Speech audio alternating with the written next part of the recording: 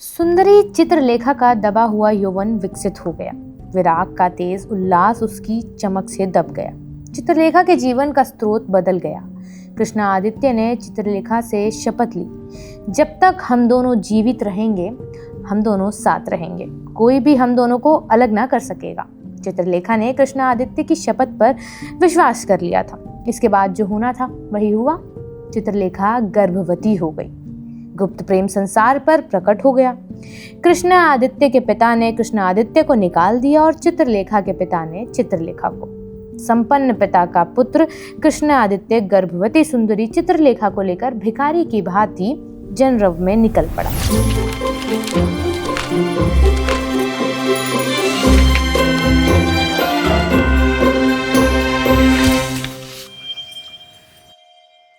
मैं हूं अनु और आप देख रहे हैं बुकेट, जहां पर हम किताबों को समझते हैं और किताबें हमें समझने का काम करती हैं। किताबें पढ़ना आज के वक्त में काफ़ी रेयर इवेंट बन गया है, खासकर हिंदी किताबें। ऐसा भी नहीं है कि बिल्कुल ही नहीं पढ़ी जा रही हैं।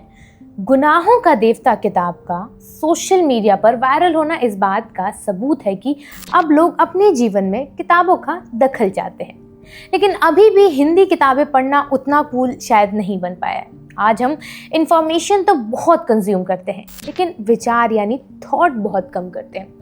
हम किसी मुद्दे पर 30 सेकंड में ओपिनियन बना लेते हैं, किसी इंसान को एक हेडलाइन से जज भी कर लेते हैं और किसी रिलेशनशिप, चॉइस या मिस्टेक को तुरंत पाप पुण्य के तराजू में तोल देते हैं। यहीं पर किताबें ज़रूरी हो जाती हैं। किताबें हमें धीमा करती हैं यानी स्लो करती हैं। वो हमें किसी किरदार के अंदर ले जाती हैं। वो बताते हैं कि इंसान सिर्फ सही या गलत नहीं होता। इंसान परिस्थितियों, इच्छाओं, कमजोरियों और फैसलों का कॉम्प्लेक्स मिक्स होता है, यानी आप और हम। और हिंदी साहित्य में कुछ लेखक ऐसे हुए हैं जिन्होंने इंसान को इसी कॉम्प्लेक्सिटी के साथ समझा है। उनमें से एक बड़ा नाम है भगवती चरण वर्मा का। भगवती चरण वर्मा सिर्फ कहानीकार नहीं थे, वो मनुष्य के भीतर चल रही मोरल फाइट के लेखक थे। उनकी राइटिंग में दर्शन भी है, ड्रामा भी है, रोमांस भी है और समाज को सवालों के कटघरे में खड़ा करने की ताकत भी है। वो उपदेश नहीं देते हैं, वे सवाल पूछते हैं आपसे। वो किरदार को अच्छा या बुरा बनाकर नहीं छोड़ते, बल्कि हमें मजबूर करते हैं कि हम खुद सोचें, आखिर सही क्या है, गलत क्या है और क्या हर गलती सच में पाप हो जाती है। इसी सोच का सबसे शानदार उदाहरण है उनका प्रसिद्ध उपन्यास चित्रलेखा। एक ऐसा उपन्यास जो दिखने में प्रेम, सौंदर्य, तपस्या और भोग की कहानी लगता है, लेकिन असल में यह किताब एक बहुत बड़ा सवाल पूछती है। पाप क्या है, पुण्य क्या है? क्या त्याग हमेशा पुण्य होता है? क्या इच्छा हमेशा पाप होती है? क्या भोगी इंसान गलत है और साधु हमेशा सही है? या फिर सच इससे कहीं ज़्यादा कॉम्प्लिकेटेड है? आज के एपिसोड में हम डीप डाइव करेंगे भगवती चरण वर्मा की इसी लेजेंडरी किताब चित्रलेखा में। हम बात करेंगे इसके कैरेक्टर्स की, इसकी फिलॉसफी की, इसके रेलेवेंस की और सबसे ज़रूरी ये किताब आज की जनरेशन को क्या सिखाती है। क्योंकि चित्रलेखा सिर्फ एक क्लासिक कहानी नहीं है, ये हमारे अंदर बैठे जज को चैलेंज करती है। तो चलिए करते हैं कहानी को शुरू। अगर हिंदी साहित्य में कोई किताब आज की जनरेशन के सामने मोरल पुलिसिंग का पूरा सिस्टम खोल कर रख सकती है तो वो भगवती चरण वर्मा की चित्रलेखा ही है। ये किताब पढ़ते हुए ऐसा लगता है जैसे कोई old school professor black board पर पाप क्या है लिखकर अचानक नेटफ्लिक्स के किसी थ्रिलर सीरीज का ड्रामा शुरू कर दिया हो।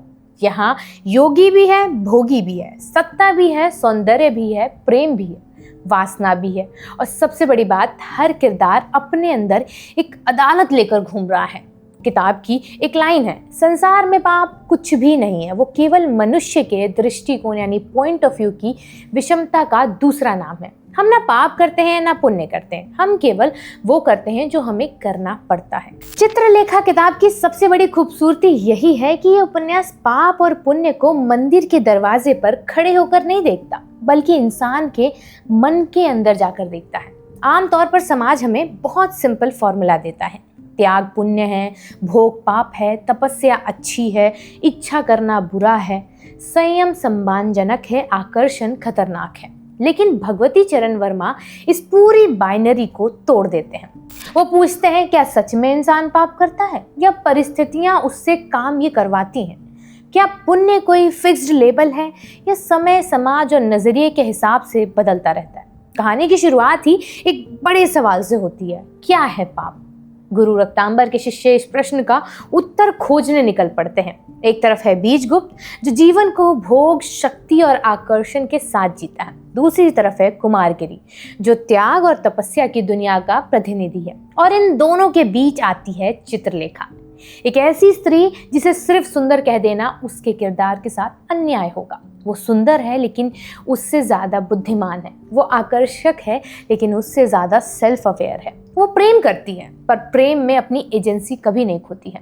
वो समाज की नज़र में कंट्रोवर्शियल हो सकती है लेकिन उपन्यास की नज़र में वो सबसे ईमानदार किरदारों में से एक है। आज की भाषा में कहें तो चित्रलेखा कोई रेड फ्लैग या ग्रीन फ्लैग नहीं है। इस ढांचे में मत डालिएगा उसे। वो एक पूरी ह्यूमन बीइंग है और यही इस उपन्यास की मॉडर्निटी है। भगवती चरण वर्मा स्त्री को सिर्फ मोरल लेसन बनाने की जगह उसे विचार, इच्छा और निर्णय का अधिकार देते हैं। वो चित्रलेखा को देवी नहीं बनाते, विलेन भी नहीं बनाते, वो उसे इंसान रहने देते हैं। हिंदी साहित्य में ये चीज़ बहुत बड़ी बात है। अब बात आती है पाप और पुण्य की, जो इस किताब का थीम है। चित्रलेखा के अनुसार पाप कोई सार्वभौमिक वस्तु नहीं है, यानी कि यूनिवर्सल ऑब्जेक्ट नहीं है। पाप अक्सर दृष्टिकोण यानी कि पॉइंट ऑफ व्यू की विषमता है। यानी जो एक आदमी के लिए पाप है, दूसरे के लिए वो मजबूरी हो सकता है।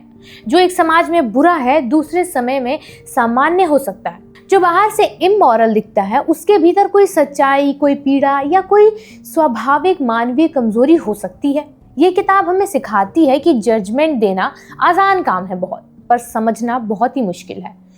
पुण्य भी यही केवल पूजा पाठ, व्रत, त्याग या सफ़ेद कपड़े पहनने का नाम नहीं है। पुण्य शायद वो है जिसमें व्यक्ति अपने स्वभाव से भागता नहीं है, जिसमें वो खुद को धोखा नहीं देता, जिसमें कर्म के पीछे ईमानदारी हो। भगवती चरण वर्मा के यहाँ अच्छा कर्म वही है जो जीवन की सच्चाई को स्वीकार करता है, ना कि वो जो समाज को इम्प्रेस करने के लिए लगा पड़ा है। इसीलिए कुमारगिरी का तब भी प्रश्नों से मुक्त नहीं है और बीजगुप्त का भोग भी पूरी तरह से निंदनीय नहीं है। सारी कहानी इसी के इर्द गिर्द घूमती है।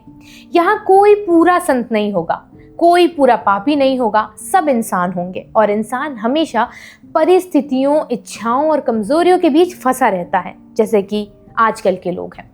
चित्रलेखा पढ़ते हुए कई बार लगता है कि ये किताब 1934 में नहीं, आज के ज़माने के लिए लिखी गई है। आज भी हम लोगों को जल्दी जज कर लेते हैं, किसी का रिश्ता देखकर, किसी का लाइफस्टाइल देखकर, किसी के कपड़े देखकर, चॉइसेस देखकर, पास्ट को देखकर तुरंत वर्डिक्ट सुना देते हैं। चित्रलेखा कहती है कि थोड़ा रुकिए, पहले उस मनुष्य को समझिए ज़रा। हर गलती चरित्रहीनता नहीं होती है, हर त्याग महानता भी नहीं होता और हर इच्छा पाप नहीं हो जाती है। ये किताब मैंने 3 साल पहले पढ़ी थी और एक अच्छी बात इस किताब की ये भी है कि पढ़ते वक्त भाषा आपको थकाती नहीं है। इसमें जो कॉन्वर्जेशन है उसमें टेंशन और फीलिंग दोनों है। किताब लेक्चर देने से ज़्यादा डिबेट करवाती है। कभी लगता है हम बीजगुप्त के पक्ष में हैं, फिर कुमारगिरी सोचने पर मजबूर करते हैं, फिर चित्रलेखा पूरी इक्वेशन बीच में रखकर बदल देती है। यही वजह है कि ये उपन्यास खत्म होने के बाद भी खत्म ही नहीं होता, दिमाग में चलता रहता है। चित्रलेखा सिर्फ एक उपन्यास नहीं है, ये एथिकल कंफ्यूजन का एक ब्यूटीफुल चैप्टर है और ये हमारे समय की सबसे ज़रूरी बात भी कहती है। Life is complicated, people are complicated, morality is complicated. मेरे हिसाब से चित्रलेखा की सबसे बड़ी सीख ये है कि पाप और पुण्य को समझने से पहले इंसान को समझना ज़रूरी होता है, क्योंकि कई बार जिसे समाज पाप कहकर खारिज कर देता है वो किसी की परिस्थिति होती है और जिसे समाज पुण्य कह देता है वो किसी का अहंकार भी हो सकता है। तो आप इस किताब को ज़रूर पढ़िएगा और अगर पढ़ लिया तो आपको क्या लगता है चित्रलेखा के बारे में और आपका पसंदीदा किरदार कौन सा था, कमेंट सेक्शन में बताइएगा। और हाँ, अगली किताब मुझे कौन सी पढ़नी चाहिए, किस किताब पर बात करनी चाहिए, ये भी बता कर जाइएगा। फिर मिलेंगे बुक इट के नए एपिसोड में। तब तक के लिए देखते रहिए दुनिया।